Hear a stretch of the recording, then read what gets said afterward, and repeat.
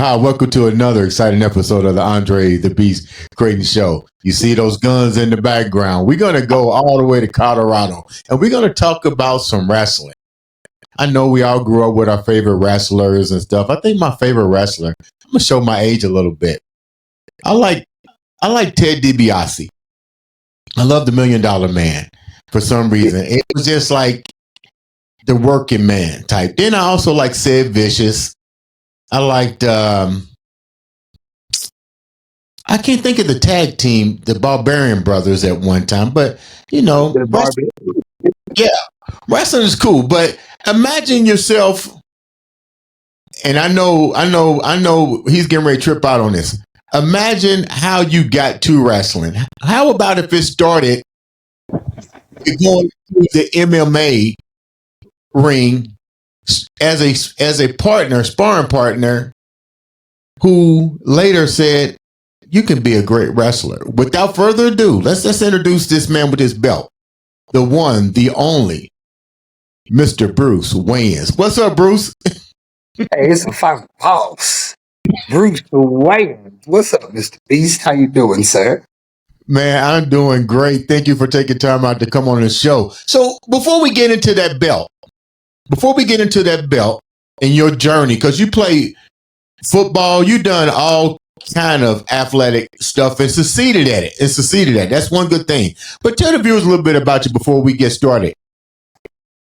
All right. Well, final boss Bruce Wayans, Denver, Colorado native, Montbello High School, University of Nebraska at Kearney, the Loper gang, 13 years of arena football, 4 years of fighting MMA, and I believe 7 years now as a professional wrestler. Basically, I like to call it TNA, total nonstop action. You know what? I like that. I clearly like that name. Total nuns. I'm gonna use that one day. So, you was born and raised in Colorado? Yeah, Colorado native, man. When they announced me to the ring, they say from the 5280. And that means 5,280 feet, mile high. Wow. Mile high. What's it like there? I never been to Colorado. I used to hear stories about, even during football, they was like, if you come from somewhere else and you come into the Mile High area, you at a disadvantage because of the altitude that you guys are. All right, what was it like for you as an athlete with that? Because to me, that's an advantage over somebody else. Was it an advantage for you? It is a hardcore advantage, sir. And yes, any athletes out there traveling in Colorado, as soon as you get off the plane or the bus or the car, you need to run. You need to hop out and run and acclimate your lungs to the thin air in Colorado, because it's just something you're not used to. On the flip side, I am completely used to it. I'll be fine. Really? What was it like for you, like growing up in Colorado? You were born and raised there. You were a champion athlete there. How did all that come about? Oh man, so the neighborhood I'm from is called Montbello, right? And when I was growing up, it was a neighborhood like what do you call it? Takes a village. Takes a village to raise a child, and right. Even I want to say even last night I ran into some group of friends that I grew up with, hadn't seen in years, and our philosophy is Montbello is going to take over the world, because the neighborhood that I was brought up in, it was definitely a no nonsense. It had a reputation for being Mont Ghetto, as they call it around here, but for most of us that have traveled, that there is no such thing as a ghetto in Denver, Colorado. I was getting ready to say that. I've never seen anything. You know what else, Bruce? I've never heard of any gang violence, murders, outrageous murders, or anything related negative with Black culture in Colorado. I could be wrong. But I've never No, heard anything negative about it. it's a numbers game, man, because the term minority, it Right. refers to the 12%, man. That's us, the Right. brown. Ain't Mhm. but 12% of us in the country, period. Mm.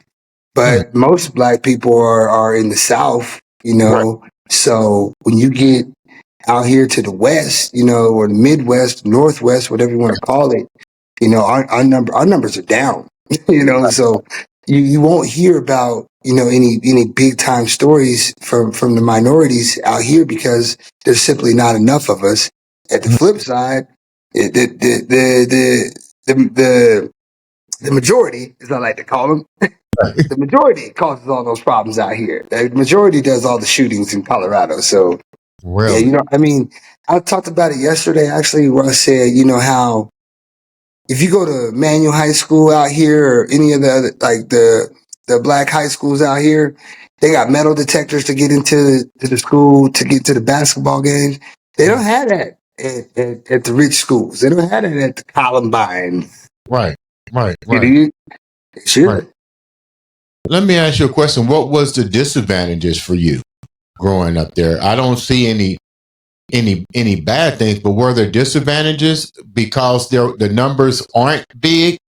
You- Well, see, my neighborhood was predominantly black when I was growing up. Now it's predominantly Latino that I Wow. moved back. But the disadvantages of growing up here, they're few and far between because, as an athlete, my body's stronger.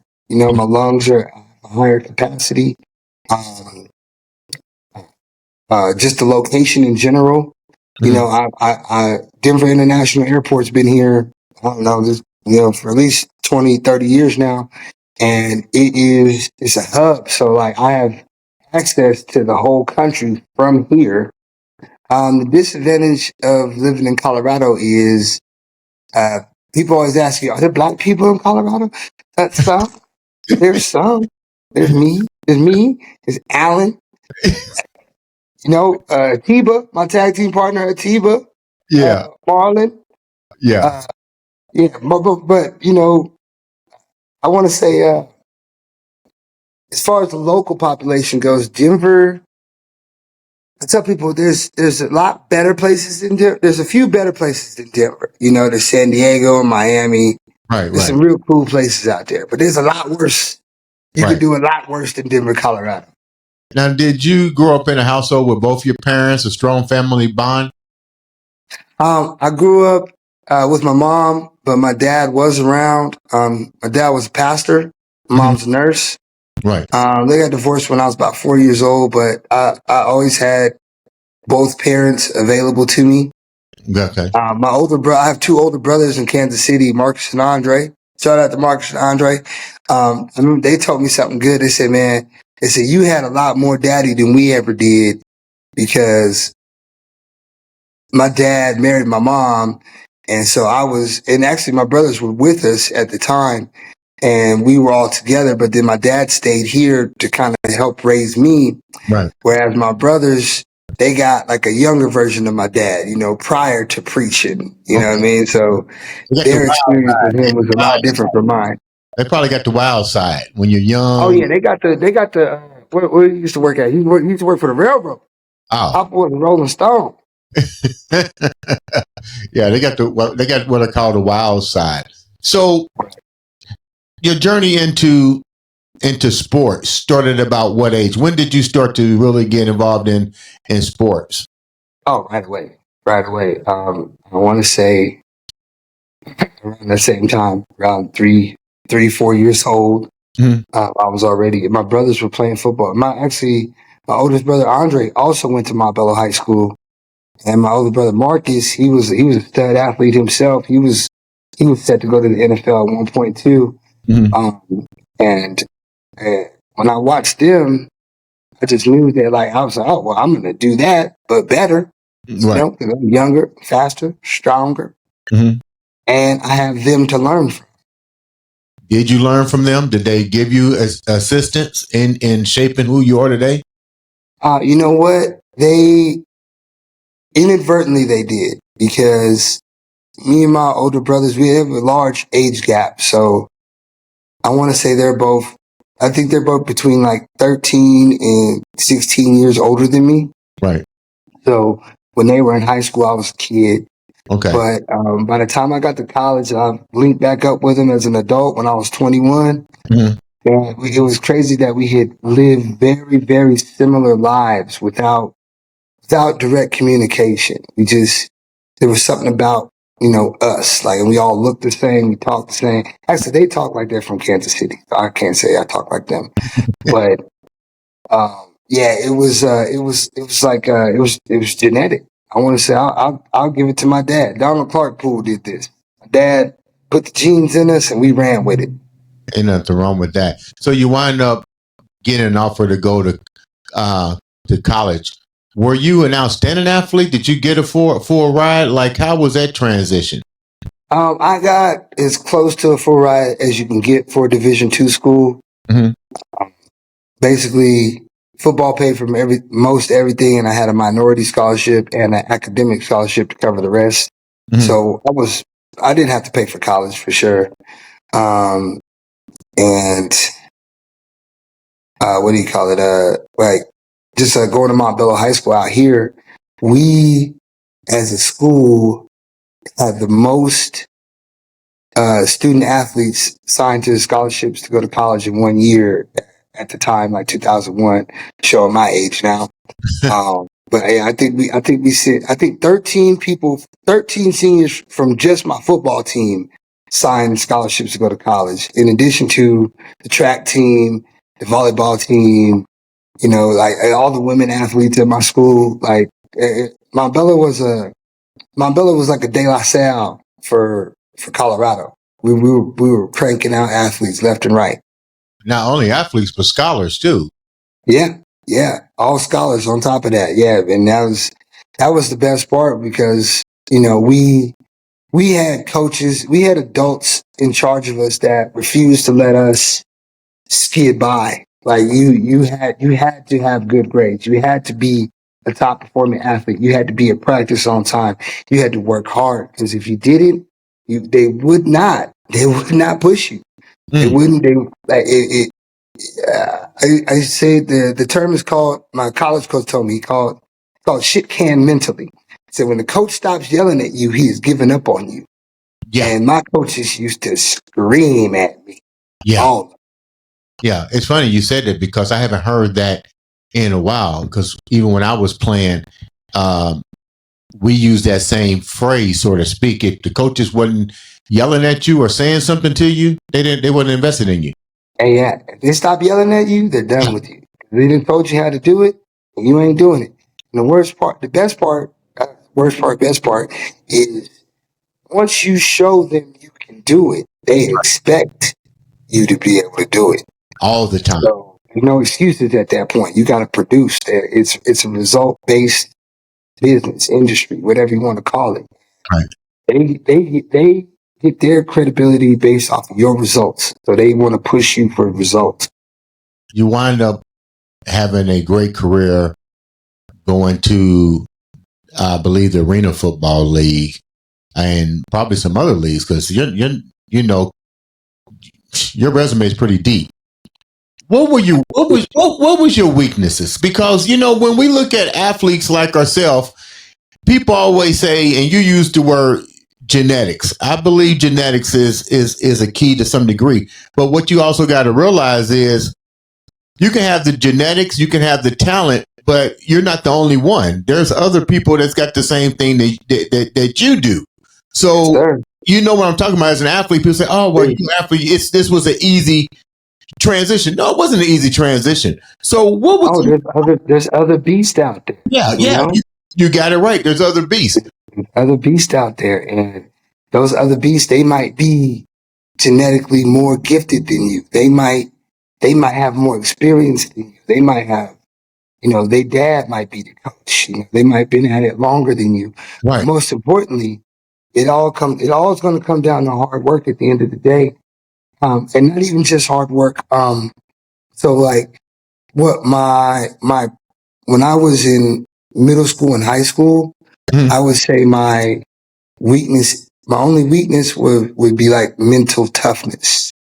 And luckily, my dad got a hold of me right away because I used to run. You got to run around the park in Little League Yeah. football. I used to be last. And my dad came to practice one day and he saw me in the back. And practice was over. He said, "Tell the coach, don't worry about it. I'll take care of him." Next day, he had me at the park boy running. And all he told me was, he said, you just don't think you can keep going, but you'll be all right. So keep Yeah. going. And he made me. He made me keep going. He was right behind me, pushing me. And eventually I got that second win. Right. Felt it. Oh, okay. I can do this. I can do this. And then when I got to college, my coach, his name was Daryl Morris, he used to preach mental toughness. Mhm. And the idea behind it was very simple, was number one, you need to do the do right rule. Be where you're supposed to be, when you're supposed to be there, doing what you're supposed to be doing. And the second thing was, like, if I'm asking you to do it, you can do it. Mm. Don't stop and ask me, are you sure? Right. If I told you to do it, Do it. I'm trusting in you that you know how to do it and that you're capable of doing it. Mhm. And you're going to perform at the level that I expect, because I wouldn't even bother be asking you if you couldn't do it. I think the biggest thing that I remember was our coach, Coach Hugh Hicks, said he played with Kansas City, and I believe the Cowboys. I know he played with Kansas City. And he Mhm. told me, I said, I can't. And he said, I want you to do me a favor. I want you to go home and find it. Tell me what that means in the dictionary. I came back and said, I can't find it. He said, they'll never use it. Yeah, yeah. And you know what, Bruce, until this day, I don't use that word. I don't use that word. I don't But, use that word either, sir. but There's no chance. let's go back a minute. Let's go back a minute. You mentioned something that I thought was really profound. You had coaches on the field, but I like Mhm. what you said with this phrase. The coach saw your dad or something like that, and your dad said, "I handle that." Yeah, And it changed your whole trajectory. How yeah. many? How many? How did that really impact you? Because we see a lot of men of color, just men in general. We won't say color, just men in general. They don't Right. have that spark of that father figure. Even though he wasn't in the household, he came out and gave you that one inspirational word. How did that affect you moving forward?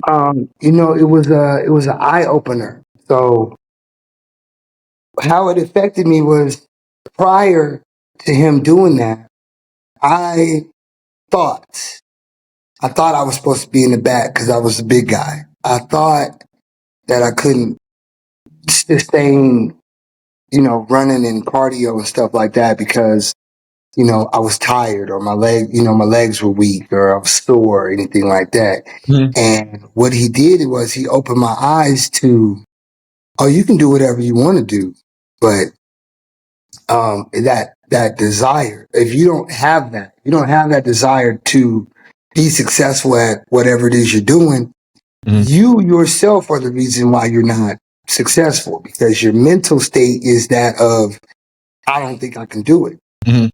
That's what my dad gave me. He gave me that clarity that, oh, I can do it. Yeah. My dad taught me in that one day at the park, at Falcon Park out here. He taught me that I'm a beast.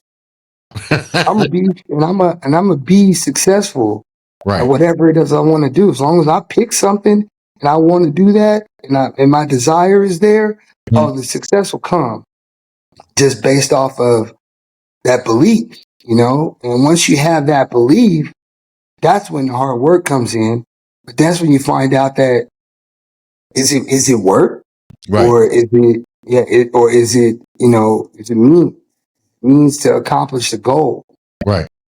I think a lot of people get confused with that phrase. I hear a lot of people say, "Man, you work a lot." I don't call it work. It's a mission to go, like you said, to the Yeah, like next that. step. You know what I mean? So it's not work. Work is doing, to me, what work is, Bruce. Work is repeating the same bullshit and not going anywhere. Yeah. You know what I'm saying? So let's move forward with your career. You wind up playing a little bit of professional football. How did that opportunity happen? And take me down that career with you. Oh man, it's a terrible story. I'd love to share it with you. All right, Let me hear it. my senior year of high school or senior year of college, right? Yeah. Just won the Rocky Mountain Athletic Conference Championship, Division II championship, and I get a call from a coach in Charleston, South Carolina, and he's like, "Man, I need you to come down here, play on my team, on my arena team. It's a startup team. It's called the Charleston Sand Sharks, and I'm gonna get you a car, got a house for you to live in, uh, you know, $400 a game. Plus, I get you a side job. All you got to do is work out and play football." I'm like, "What's the catch?" And he said, "I need you down here next month." Right at the time, I got baby on the way. Wow. My only child. Okay. Baby on the way. Senior year of high school, senior year of college, and I leave school early to go to Charleston. I have not got my bachelor's degree yet. I'm going to get that probably by the end of this year. Okay. But I leave school early. I get down to Charleston. The first night I'm in Charleston, this guy gets murdered in front of my hotel room. What? I wake up to 12 police cars outside. Guy sitting in the car, head on the steering wheel. Police asked me if I heard anything. I don't know nothing. I'm blind. I just got here. I don't know nothing. Yeah. And then I go to the lobby of the hotel, and it says, I'm not going to use his name, but it says, "Your coach has been fired." Guy had kidnapped his girlfriend or something crazy. I don't know. But anyway, long story short, they're bringing a coach from the Citadel, and I have to make this team. Right. If I don't make this team, I'm stuck in South Carolina because I don't have a dollar to my name. Right. It turns out that you live in this hotel. It is $200 a game, taxed $186 after tax. There is no side job. There is no car. There is nothing but you and your faith. And I used to talk to my dad a lot back then, and he said, "Son," he said, "you're in a terrible situation, but I'm sure you'll find your faith while you're out there." And boy, he was not lying. Wow. And I think I prayed my way out of there. And How did you get out of it? About the fourth game, I was out there. So I went through all mini camp. You know what I'm saying? Yeah. Started the season with that team. About the fourth game, my buddy called me. He's in Omaha. And, he played for my team in Kearney, and he had blew out his knee in the first game. Right. Now we at the fourth game. And he said, "Man, if you don't like it down there, I can get you on the team in Omaha." And so I had a weekend that went like this. On Thursday, I was on the bus in South Carolina. We went to Greensboro, played a team out there. Sunday, I'm on a plane. Monday, I'm back in Denver. Tuesday, I'm in the car. Wednesday, I'm in Omaha. Thursday, I'm on the bus with Omaha, going to North Dakota. And that Saturday, I played a game for the Omaha Beef. Wow. So in a 1 week span, I went from Charleston to Denver to Omaha to Sioux Falls, North Dakota. That's crazy. So It was a wild time. Let's go back a minute. So when you get there, the guy that's supposed to be your coach he got arrested? Fired. Gone. Holy crap. Yeah, that's what I said. But I had everything I owned in that hotel room. Every item to my name. Because I was a college kid, I didn't have a lot. And everything I owned, everything in my life was in that hotel room. And it was not the best of hotel rooms, I think. I lived off the Waffle House for 4 months straight. That's all I could afford. Wow. That's crazy. I bet you were doing some praying. Man, let me tell you. And the Charleston boys out there, the locals, They did their best to take care of me, man, but they speak Geechee, so I can't even understand what they're saying for the What's most part. Geechee? I don't even know what Geechee is. I still don't know what it is. I just know that I can only talk to them face to face. If I hear them over the phone, I can't understand a word. Just come talk to me face to face because I can't understand you. How much of an emotional? You know you're in college. This guy sold you a pipe dream. Right. It's funny. My dad probably would have told me the same thing. Hey, son, I'm pretty sure you'll figure it out. Yeah. You know what? To some people, they might say that's kind of harsh. Your dad should have helped you out, but hey, I remember my dad telling me one time. This is no lie, Bruce. I bought a Porsche 968. Okay. And the car had just came out, and I went to my dad for gas money, right? And he said, "How much you pay for that car?" And I told him. He said, "You can't afford gas." Right. And Now. that's what he did. He gave me $30, and he said, "This is your last $30 I'm ever give you, because if you can afford to buy that, you can afford to buy gas." From that moment on, it kind of like did what your dad did. It woke me up to understand the value of money and a depreciable asset. You know, my whole thing changed. So I get it. Other people would look at this story and say, well, your dad or your mom should have got you out of that situation. How hard was it for you to really ponder what had just happened to you? This was your dream right now. Yeah. In this, when I was in the situation itself, I'll just be honest with you. Yeah. Only thing I knew was don't let off the gas. That's all I knew. All I knew is I cannot for any reason afford to give up right now. Like right now would have been a prime time to quit. Been like, all right, this ain't it. Let me try to go back to school. Let me try to backtrack. And that thought never entered my mind. I just knew I could not let off the gas. I said, if worst case scenario, if I did everything I could possibly do and I didn't make that team and I'm stuck in South Carolina, then so be it. But I wasn't going to rest. I wasn't going to rest on that. I wasn't going to rest until I had put that effort forward because I knew my situation. Right. I knew I was screwed. I was up shit's creek. And I'm in a place I ain't never been. I don't know nobody. I don't have no friends. I don't have no family. There's nobody to call. There's no help coming. So it's all on me. And when I realized it was all on me, hey, I tell these people this all the time. If you want something done right, there is but one way to do it. Right. And you got to do it yourself. I knew at that time I couldn't look for help for anybody else. Didn't mean to cut you off. Why didn't you call your brothers? Oh man, they be out, because Marcus and Andre are the older versions of me. So I called them and let them know the situation. Right. And they told me verbatim. They said, "You're gonna be all right. Don't worry about it." They said make the team and call me back. Matter of fact, when I made it to Omaha, they came to the game. Like probably my third week in Omaha, they came up from Kansas City, came to the game. So they came in and said, "Man, we knew you was gonna be all right. You look terrible. We knew you was gonna be all right." Look, is that what you want to hear? You look terrible. Oh yeah, man. My hair was growing out. It was looking bad. I quit shaving. Yeah. I was on the edge. I ain't gonna lie to you. It was looking bleak.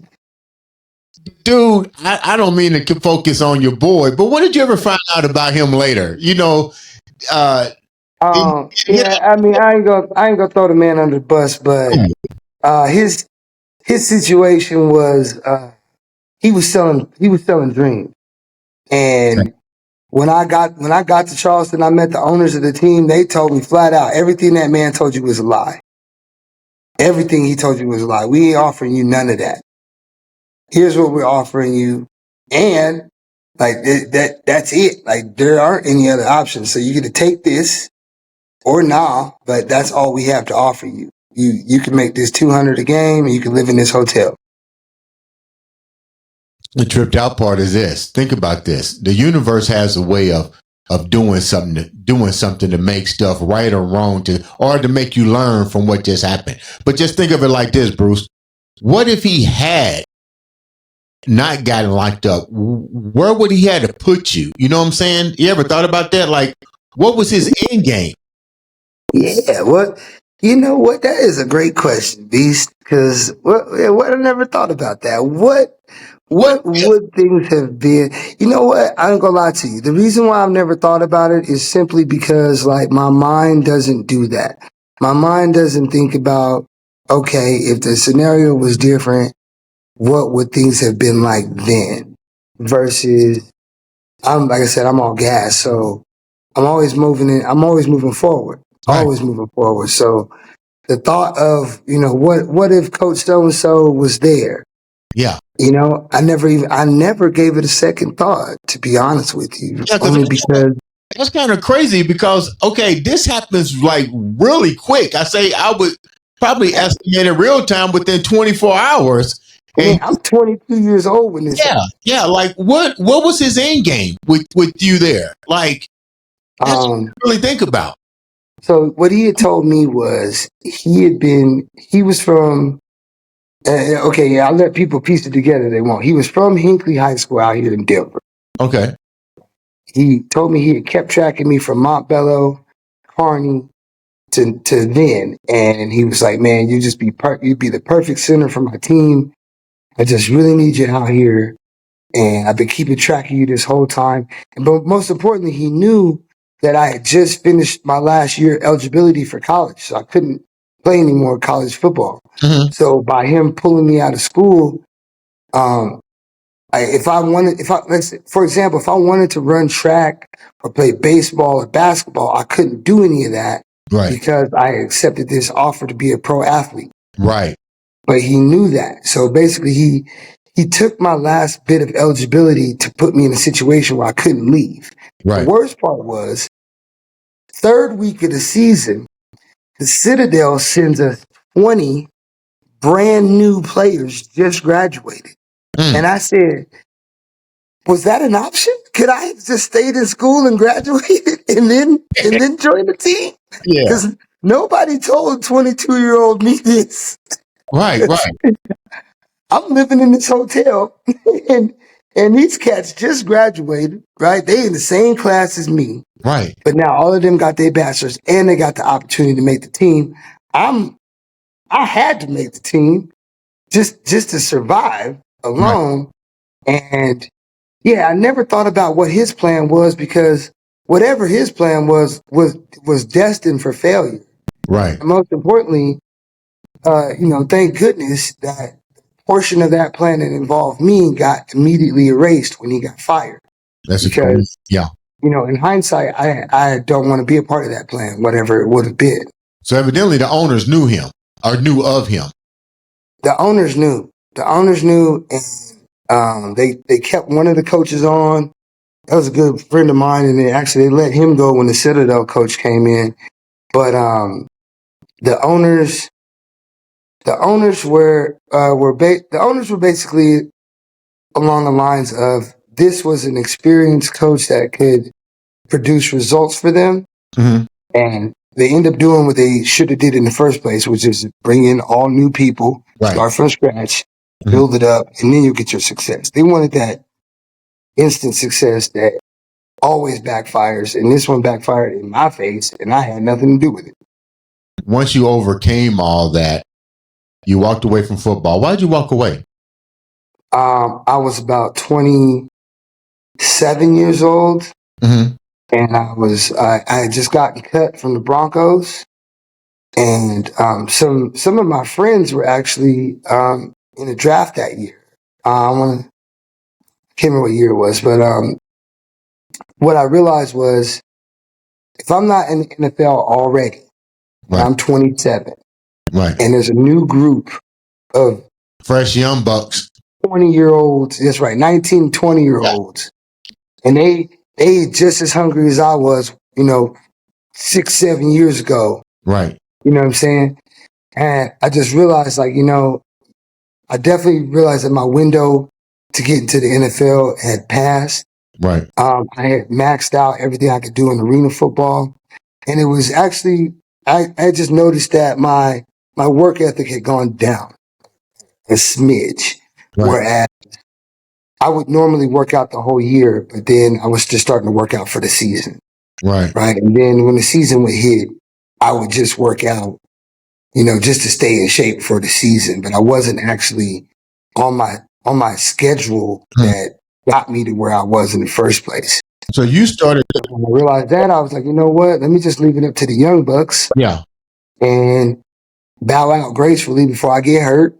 And thank goodness, Right. never got hurt. And when I was done playing football, I'll admit I was completely lost for a good 6 months there. I was Thank getting goodness, my buddy. ready to I got say a friend that. out here named D. Ross, put me in the fight game. Let me go back a minute. I was getting ready to say that because retirement or leaving a particular sport is very difficult when you have that beast mindset. And I'm even speaking for myself to walk away from. Yeah. Somebody said, well, why did you walk away from bodybuilding? I was kind of like you. I was like, I'm kind of tired of it. What started out as working out every day, that what you call it, that window of opportunity. I knew I wasn't going to make money in the age of 30 and 40. I wasn't going to use performance enhancements that could later. We saw Ronnie Coleman. We see what's happening here. Hey, man. I didn't want that kind of lifestyle. You know what I mean? Yeah. But let me go back to my question to you with that.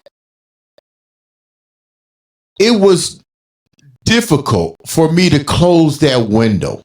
It took time. Did I go through moments of depression? Yeah, because I still love the sport. But to go back to what I was saying about you, we both have that beast mindset, but that toughness and that mindset to keep going.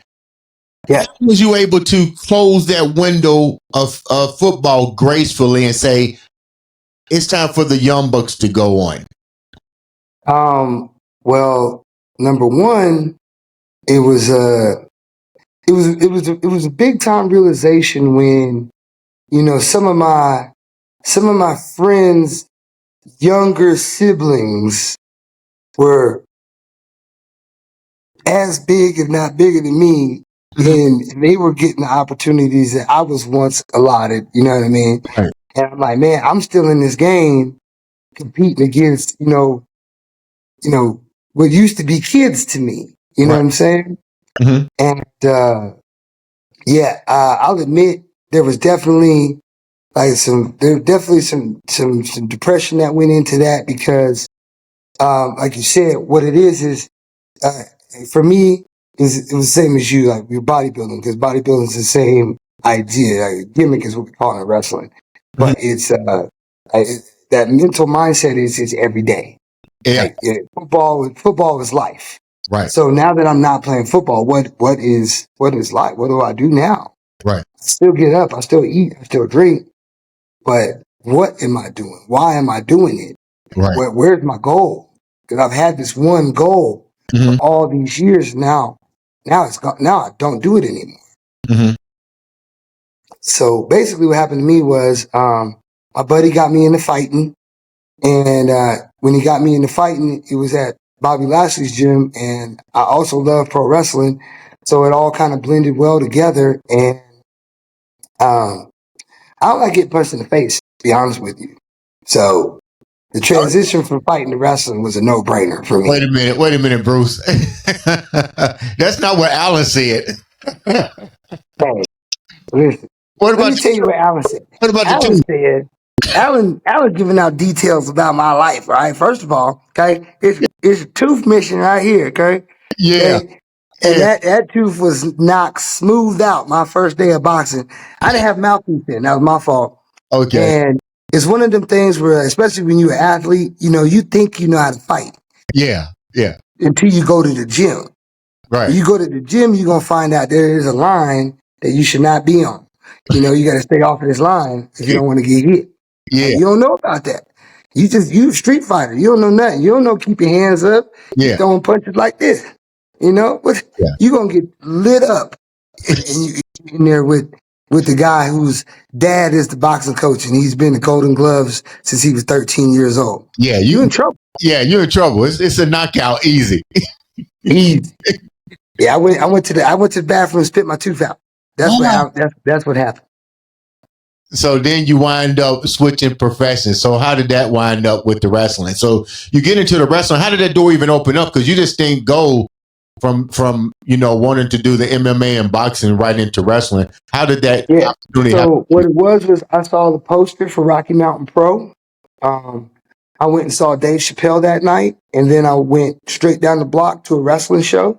Mm-hmm. At the wrestling show, I won a raffle to have a drink with the then champion.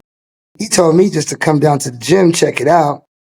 I go to the gym. I meet this guy out here named is Mercury Yaten, Mm-hmm.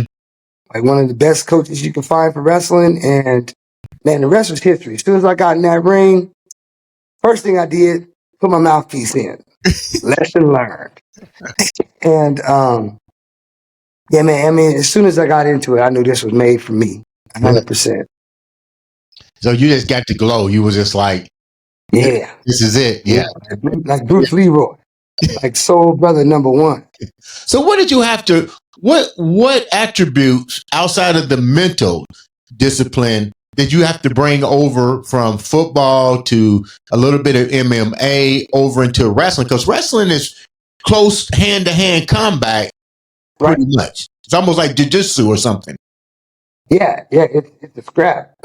We actually just wrestled at a jiu-jitsu tournament last week. It's called Mat Wars 3. It's a full-on jiu-jitsu tournament, and they just have us wrestlers there to keep it, a little more entertaining. Mm-hmm. But what I brought into it was I approached wrestling and fighting like it was football. Okay. So when I first started wrestling, me and Atiba and Lipto, we were doing two-a-days. We'd be in there at noon. We'd be back at 5, and we do like full-day workouts because we just had that mindset of we have the talent, but we're gonna have to put all this work in to be good enough to ever be on TV. Mm. And like I said, and the way I approached it like it was football minicamp. Mm. I was back in the gym 5 days a week. I was wrestling 4 days a week. I was putting up rings, taking down rings. Basically anything they asked of me. I was a green young boy, and I was older than all of them. How hard is it to learn the art and perfect your craft? Because we're going to talk about this before we wrap up. You got that belt in front of you. How long did it take to get that belt? And how long did it take to master your craft? Because to get that belt, you had to, I can tell the mindset, because I already talked to Alan, so I already know your mindset. The 2 days, I know about the 2 days and the 3 days and the work. Exactly. But this isn't football. How long did it take to master this craft to get that belt? Let me explain like this. My rookie year of wrestling, I met this guy. His name was Severino Corrente, and he was really good. Really good. I thought he'd been wrestling for 10, maybe 12 years. Mm-hmm. And me and Atiba, my tag partner, we asked him one day, "Hey man, how long have you been doing this?" He said, "A year." And we both looked at each other like, "What? Like you're this good? And you only been doing it for a year?" And he was like, "Man, either you bust your ass or you get your ass out of here." And bro, as soon as he said that, the light went off.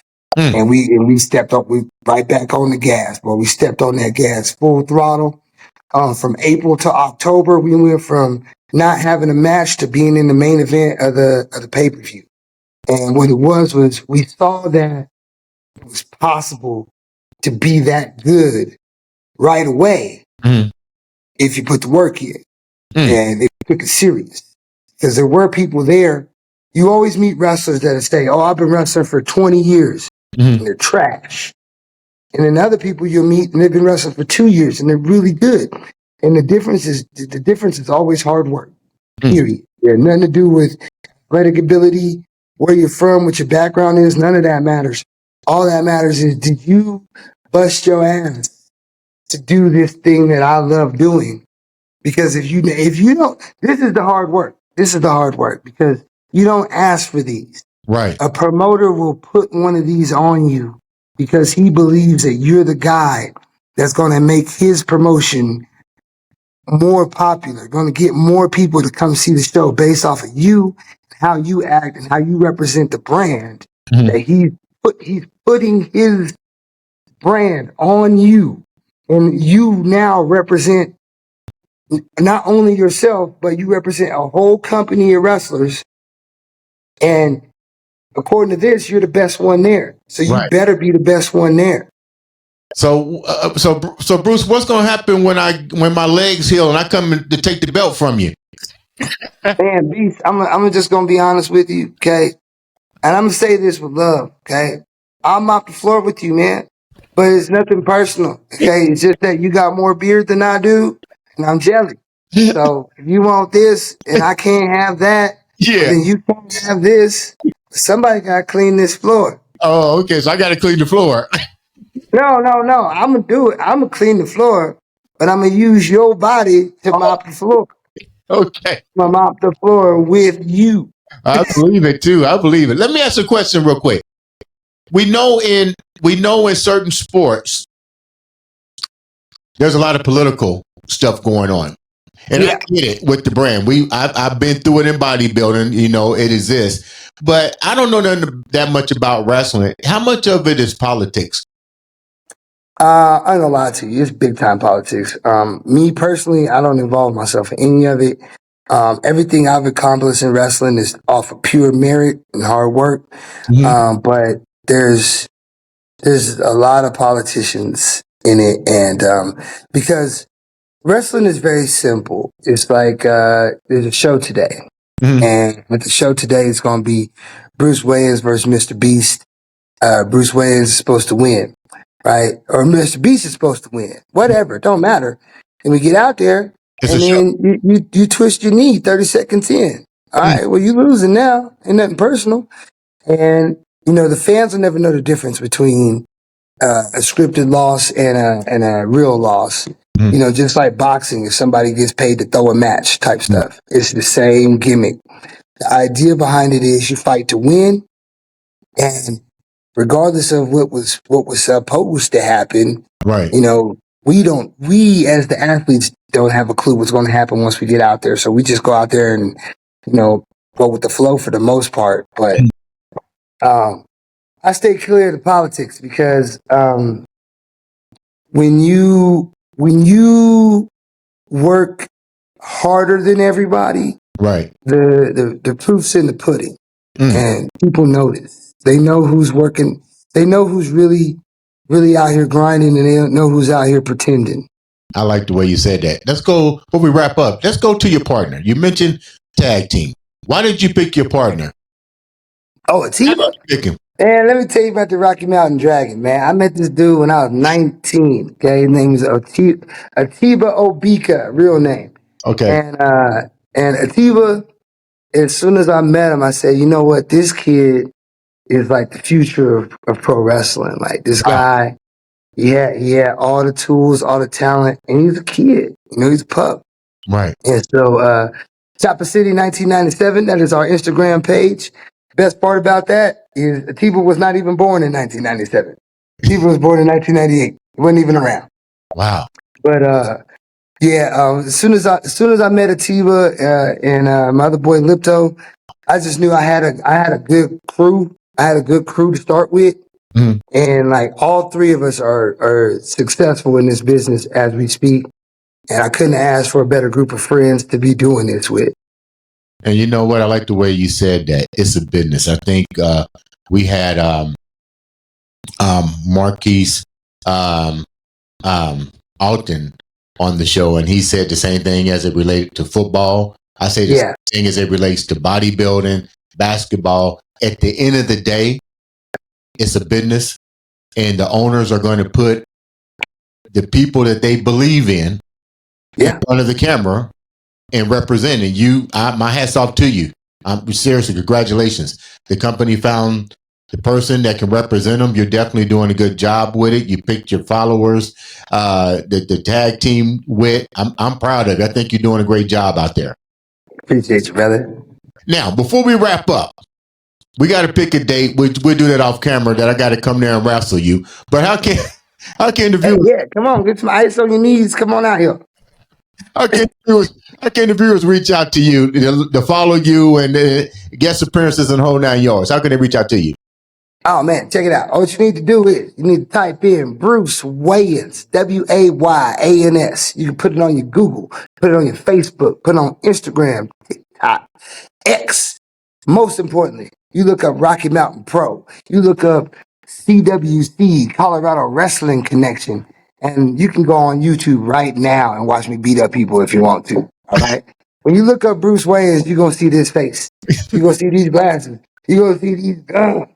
Oh shit! And you're gonna see Final Boss on Mr. Beast podcast.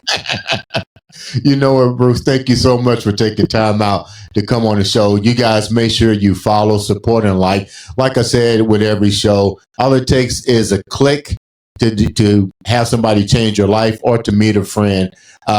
Bruce, definitely gonna have you come back on the show again. Ladies and gentlemen, this has been another exciting episode of the Andre the Beast Crayton Show.